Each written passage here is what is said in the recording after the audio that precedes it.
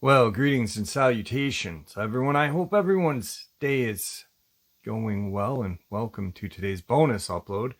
Before we jump into it, a couple links. As many of you know, I rely on Patreon, PayPal, channel membership, and the merch to help the channel to continue to grow and go. Links to Patreon, PayPal, and channel membership is in the description below. Merch displayed directly under the video. Also, Dogman Frightening Encounters, Volume 1 through 3, the audiobook versions. They were written and researched by Tom Lyons, narrated and produced by me, Jeff Nadolny. Those audiobooks are available on Audible, Amazon, and iTunes, links to which are also in the description as well. And finally, last but definitely not least, if you'd really like to help support the channel to continue to grow and go, simply subscribe. It doesn't cost a cent. Click that like button, takes half a second. If you don't want to miss out on any of the informative uploads I put out daily, click that bell icon, and folks, please leave a comment. Why? Well, because all these things really do help the channel to continue to grow and go. And yes, folks, they really do matter. Now, everyone, I have taken far too much of your time. Let's jump into today's bonus, shall we?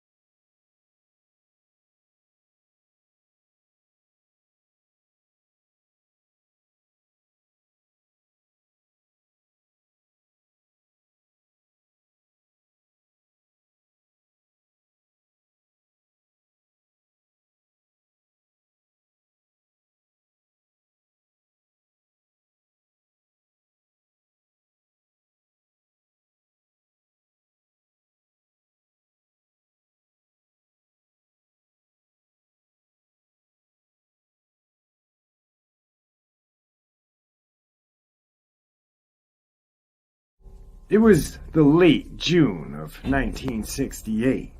My dad was 12 and my grandparents had moved a few months earlier from Tucson to Concho, Arizona.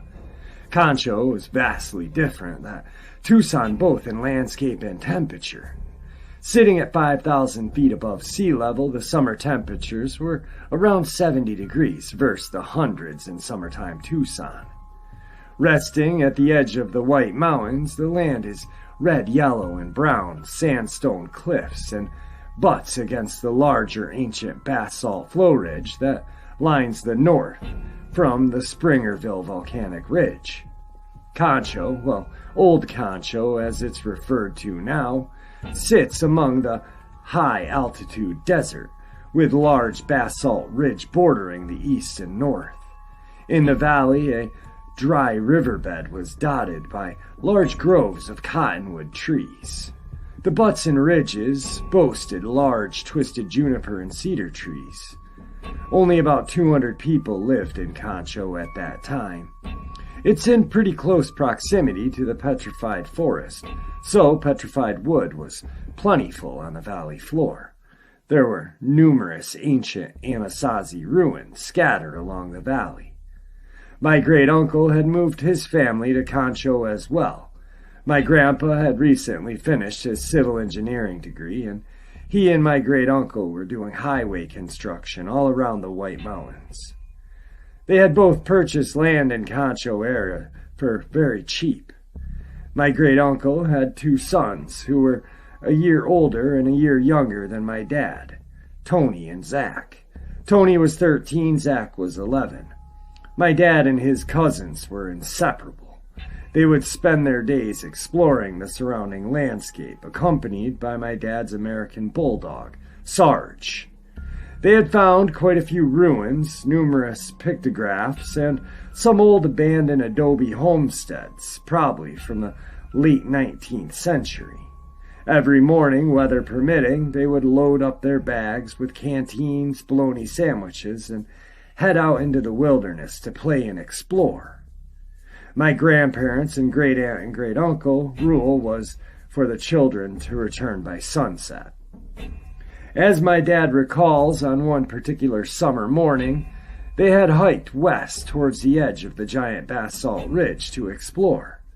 After going for about a mile or so, they came upon a aurora running adjacent to the ridge. Large black boulders and giant slabs of sandstone peppered the wash.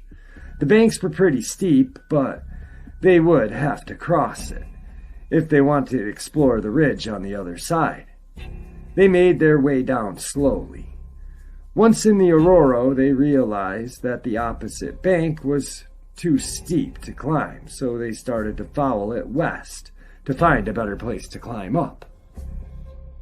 My dad said as soon as they got into the riverbed, he started getting an unnerving feeling, like they were being watched.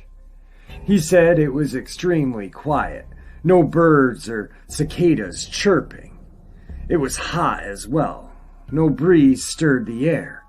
The further they walked down the wash, the more sense of urgency began to build in his gut. He didn't say anything, though, for fear that his cousins would laugh at him. About a half a mile down the wash, it made a bend around a large volcanic boulder. Suddenly, Sarge began a low growl, hair standing on his back. This startled all three of the kids. Looking around, they didn't see anything. So, encouraging the dog, they moved closer to the bend. Sarge stayed rooted in that spot, growling and snarling and barking. All three of the boys began to get scared. They agreed that maybe they should just turn around. They noticed that there was a spot where they could climb out of the wash that they hadn't noticed at first, but it looked almost like a game trail. Adrenaline fueling them, they hauled ass up the side of the embankment towards the ridge. The dog darted after them. The whole time, the bad feeling was growing stronger with my dad. Breathless, they stopped to the top to catch their breath. Sitting against a large boulder, they took some drinks from their canteen and assured each other that Sarge probably smelled a coyote or spotted a rabbit. Here the game trail was more apparent. It had even worn into some of the volcanic and sandstone protruding from the ground. Intrigued, they decided to follow it. They decided to follow it a ways and find a shady spot to eat lunch.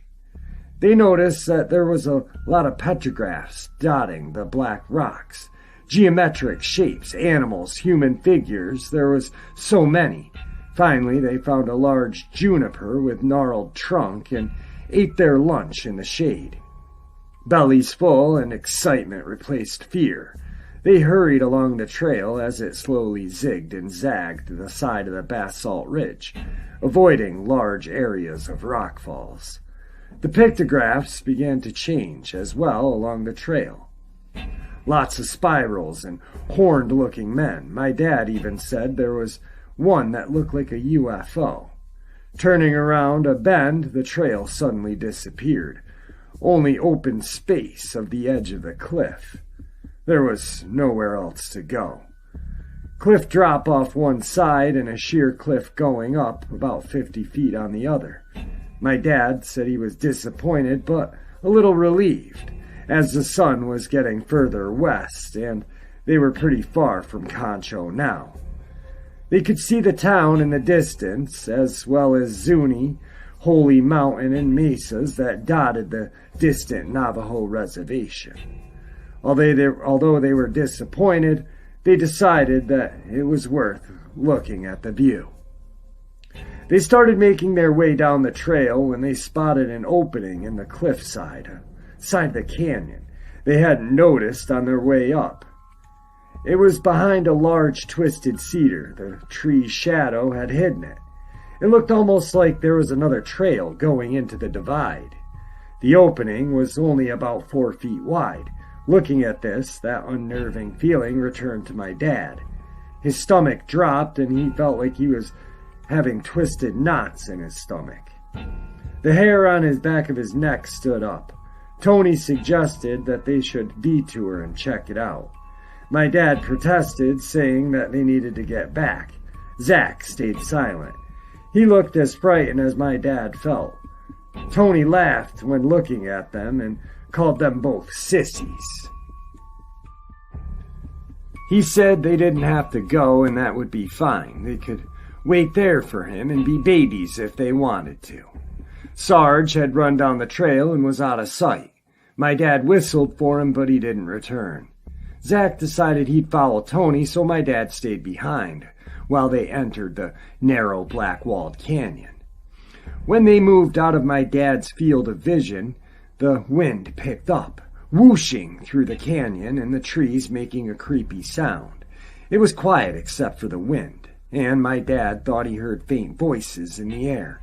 He shivered, the ominous feeling growing stronger. 10 minutes passed, then 20, and still Tony and Zach hadn't returned.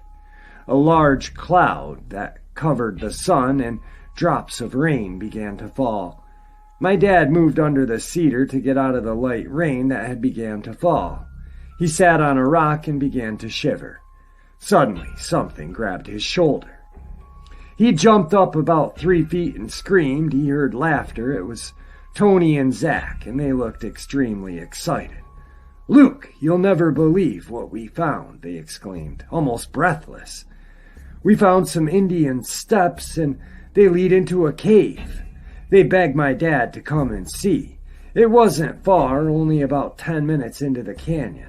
My dad followed reluctantly, knowing they weren't going to agree to go home until they showed him. Plus, he felt a little braver and more intrigued now. Sure enough, around the bend and about 20 yards into the canyon was wider here, about 20 to 30 feet across. And there indeed was foot and hand holds carved into the rock wall. My dad had seen steps like them before when his parents had taken him to Chaka Canyon National Park. They were smaller than the ones at Chaka, but only when they went up about 20 feet to the darkened mouth of the cave. He shivered, either from excitement or fear, he wasn't sure. From the bottom of the canyon, there was no way of telling how large the cave was. They dropped their packs and decided to use the foot and hand holds to climb up to the cave, against my dad's better judgment. The rain had stopped, but slowly and carefully they made their way because the rock had become slick. It took about 10 minutes to ascend. My dad called for Sarge from the top again. The dog still hadn't returned. The cave was much larger and deeper than they expected, and the entrance was decorated with hundreds of petroglyphs. The light didn't penetrate very far in, but they could see light in the distance from an opening in the roof, so they entered. Light adjusting to the dark, they started to notice the ground was covered with objects. What looked like rock and debris now revealed itself to be pots, beautifully painted pots.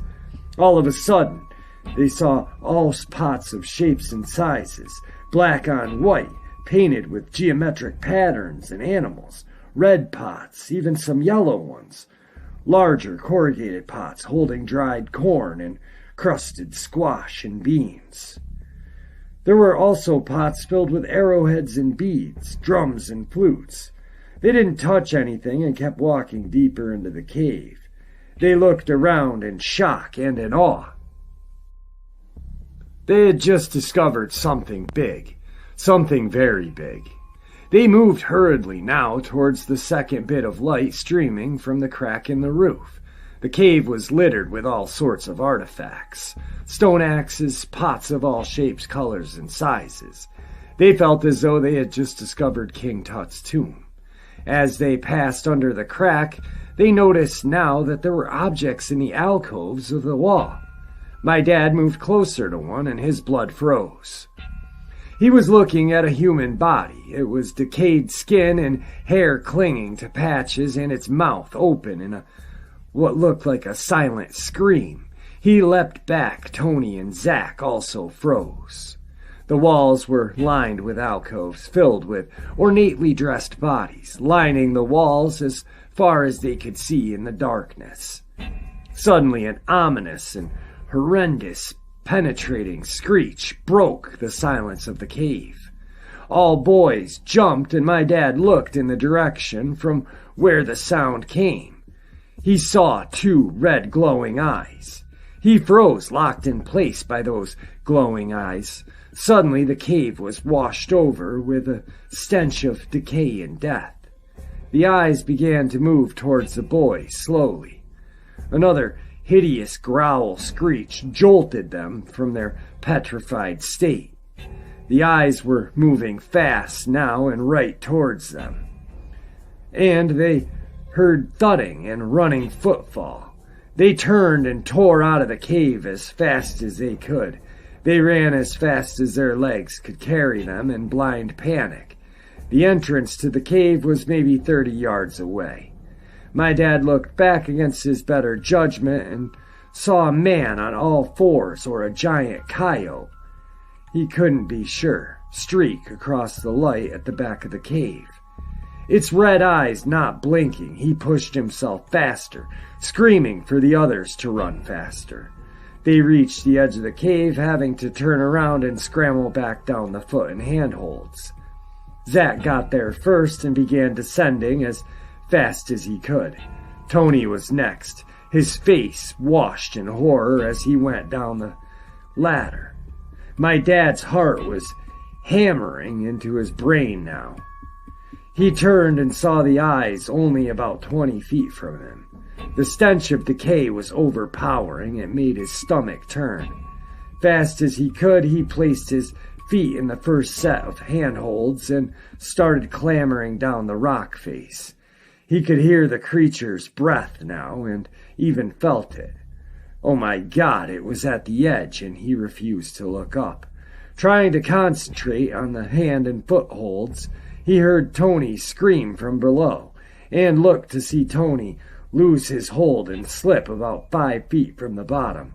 He landed on his side and began to howl in pain. My dad slowed himself a bit, still not daring to look up. After what seemed like an eternity, his leapt from the cave side down and last 2 feet.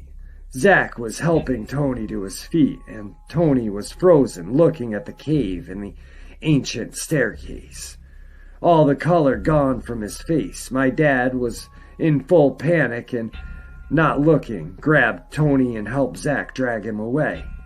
They flew down the little canyon. Finally, before they could pass the turn, my dad looked back to see the red eyes watching them from the darkness. Another howl or screech rang from the cave, and at that moment, Sergeant in full run came from around the bend, growling and barking. He ran to the foot of the handhold staircase and bellowed up at the cave, the hair on his back standing straight up. Snarling and growling, the sounds of the dog filled the canyon. As my dad turned the corner, he saw those red eyes retreat back into the cave. They emerged from the small canyon and stopped briefly to catch their breath. The sounds of Sarge barking and growling echoing down the canyon. Tony was crying now, his face awash in pain. His arm, he said, he thinks it's broke. Zach was silent. My dad asked Tony if he could make it home. Tony responded he sure the hell wasn't staying anywhere near whatever that was. Suddenly, a shrill cry came from the canyon.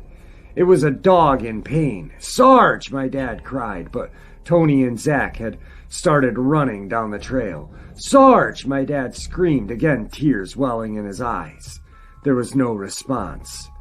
It was quiet. "Sarge, come!" Still nothing. Suddenly, my dad thinks he hears something and looks up to the canyon entrance. Footfall. No, it sounds like drums. My dad sits there in confusion. Drums? What the hell? Is he losing his mind? The drums were getting louder. Is this in his mind? Where's Sarge? He can't leave him. My dad sees Zach tearing back up the trail. "Luke, we have to go!" The drums were louder now, and he could hear a faint chanting. Zach grabs my dad and jerks him to his feet. "Don't you hear that?" he screams and shakes my dad. "We have to run!" My dad was woken from his grief as fear washes over him again. He runs down the trail with Zach. Tony is waiting at the edge of the Aurora, waiting for them. The wash is now running, about 6 inches deep. They notice for the first time that a large thunderhead has developed to the south. A huge, large black storm dominating the southern horizon. Lightning flashing in the distance. A new source of danger crosses my dad's mind. Flash floods. He tells Tony and Zach that they need to cross the Aurora as fast as possible. If it flash floods, they'll be stuck on that side with the basalt ridge, with whatever that thing was. They make their way down the wash carefully and slowly. Tony is having a hard time because of his injured arm. They now hear the thunder rolling across the air, and the wind is increasing. My dad is keeping a close eye on the creek, which has only risen a couple more inches. They make all the way down and across the creek. The place where they crossed is only about 30 yards or so ahead, so they scramble their way towards it. The water is rising now at an alarming rate. They're going as fast as their legs will carry them. They're exhausted but keep pushing on. Suddenly, my dad, who is bringing up the rear, hears a loud splashing and panting coming from behind him. His heart drops. It followed them. It's getting closer. He closes his eyes and braces for impact. He feels something wet lick the back of his swinging hand. He turns, bracing himself for impact, and sees Sarge. Joy engulfs my dad. He bends down and gives Sarge a quick hug as the dog runs past, and the dog bounds after Tony and Zach as they climb up the Aurora. My dad runs and begins to climb. When he's almost to the top, he hears crashing and a loud snapping coming from the Aurora. Making it to the top, he sees a wave of brown debris filling the water, crashing through the wash. He falls to his butt and watches the flash flood fill the little canyon. Tony and Zach were lying on the ground, panting and gasping for air. My dad tries to catch his breath a little. He feels dizzy. He feels tears well up, and Sarge comes and licks his face, whining. My dad sees that Sarge is covered with blood. He looks over the dog and finds several slash wounds on his back and snout. His ear is almost torn off. They don't look too deep, but he can't be sure. Zach is the first to speak. He asks what it was. No one responds. Tony's arm is beginning to swell pretty bad, and it's only a few hours till dusk. They're all thirsty and realize in their panic they left their packs in the small canyon, along with their canteens. They are no longer in a hurry. They're exhausted. They drink some rainwater that had pooled in one of the sandstone boulders. They figure, whatever that thing was, it's not going to be getting across the Aurora for a few hours. So they slowly make their way to Concho as the thunderhead to the south continues to drench the landscape. The three boys and Sarge make it home around 8. The sun is set and my grandparents and great uncle and aunt are worried sick. They are relieved and angry until they see the condition of the trio and the dog. The boys tell them of their horrendous tale, and Tony's parents rush to Tony and bring him to the nearest doctor in Hallbrook. That night, my dad sleeps with Sarge at the end of his bed. Despite his extreme exhaustion, he is plagued with nightmares. One is especially terrifying, where he sees the red eyes looking in through his window. When he wakes, though, in the morning, the curtains are closed. The rains continue for 2 or 3 days. The boys didn't leave their home, still terrified of what happened. My grandpa and great uncle are convinced what the boys encountered was a mountain lion, but they are intrigued by the story of the Indian burial ground. A few days later, when the weather is clear, They tell the boys they want to see this cave. They make the journey faster this time, using my great-uncle's Willie's Jeep. My grandpa and great-uncle also bring a couple of shotguns and rifles in case the lion is still in the cave. The boys show them where the Aurora, which filled with new boulders and broken trees from the flood. They find the trail and start making their way up. My grandpa on the front and great-uncle taking the rear. They find the boys' packs caught in a cedar bush. They've been shredded and are in tatters. My grandpa figures they must have been caught by another flood and ended up in the trees. They finally make it to the little hidden canyon, which is now blocked by a juniper that washed down during the rain. My grandpa and great-uncle get the log out of the way, and they go down into the canyon to the Indian staircase.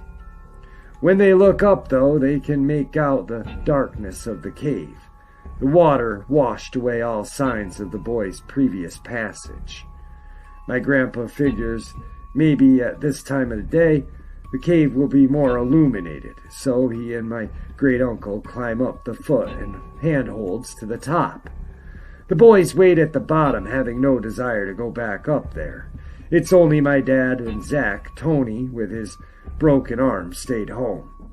My grandpa calls down for them to climb up. They do as they're told and climb up. When my dad reaches the top, he's stunned. The cave is gone. It's only a 20-foot rock alcove next to a black basalt cliff covered with petroglyphs.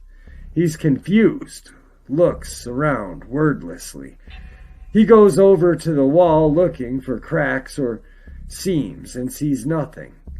My grandpa and great-uncle question the boys. Were they making up stories? No, they weren't.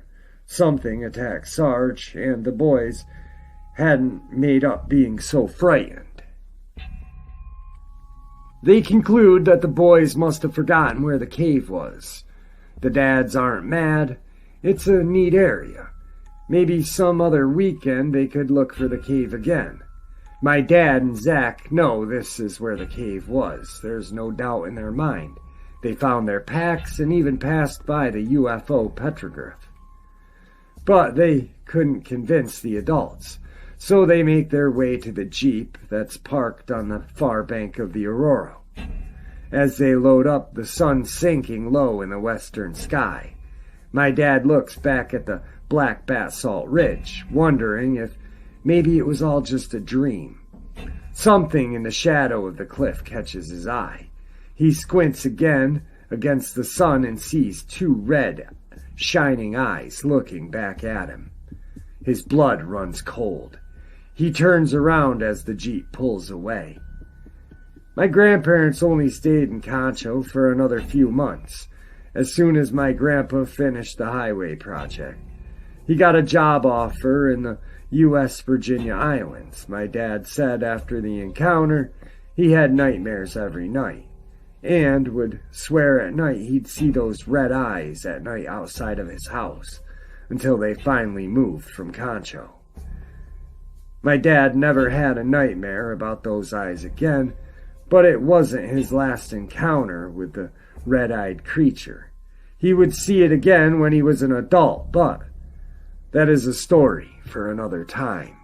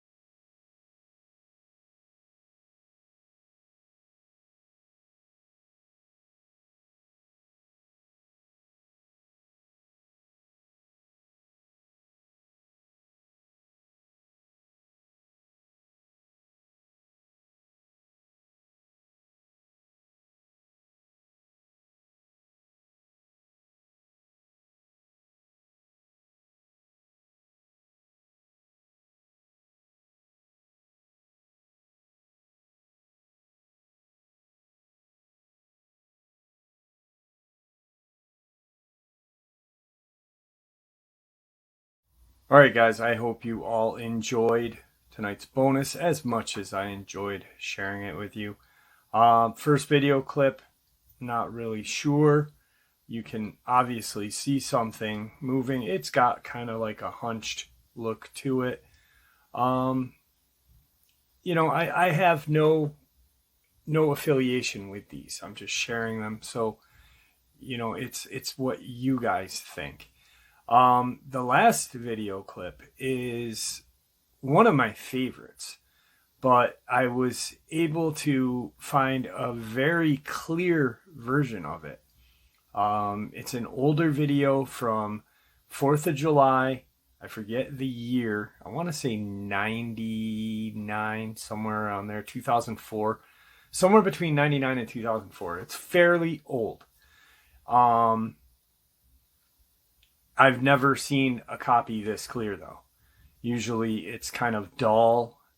This is vibrant and a little more clear. I don't know how I feel about it. Apparently, the Bigfoot community believes that it is real. It is convincing to me, but once again, my opinion doesn't matter. Your opinions do. All right, folks, I hope that you all enjoyed this bonus as much as I enjoyed sharing it with you. I'd like to thank you all for supporting the channel. It is your support, after all, that helps the channel to continue to grow and go. And honestly, what gives people a place to share their experiences, ideas, and theories, judgment and ridicule free, simply treated with the respect that we all deserve. Thank you. Stay safe, happy, healthy, and ever vigilant, keeping an eye on our children, pets, family, and friends. These creatures are real. They are out there and they're dangerous. Share this information with the people you love and care about, and it may just help save their lives someday. Until next time, never stop asking questions, never stop searching for answers, and God bless.